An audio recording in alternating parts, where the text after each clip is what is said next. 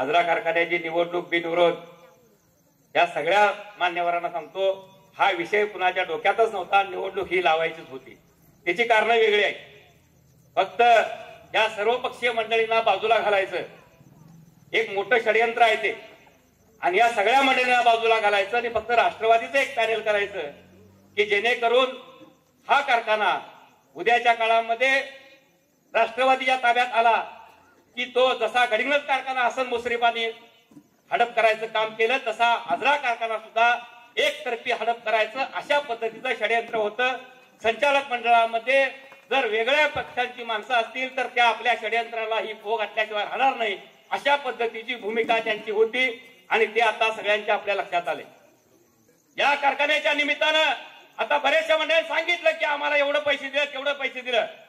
जरूर आम्हाला मान्य आहे, तुम्ही आम्हाला मदत केलात. याच्यामध्ये या कारखान्याचा, या विभागातला तुम्ही आमदार म्हणून आम्हाला मदत केलात.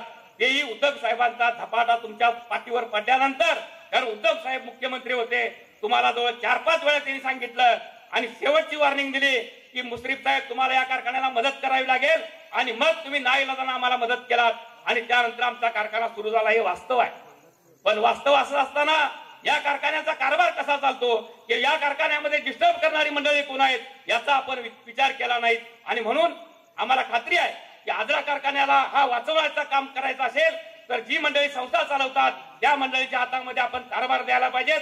आम्हाला खात्री आणि विश्वास आहे की निश्चितपणे आज आपण बघितलं की राज्यामध्ये आणि देशामध्ये भाजपचं सरकार आहे. बऱ्याचशा व्यक्तींनी सांगितलं की मुन्ना माडिक असतील, बंटी पाटील असतील किंवा विनायक कोरे असतील, या सगळ्या मंडळींनी या कारखान्याची धुरा सांभाळायचं काम करायचं असं ठरवलंय.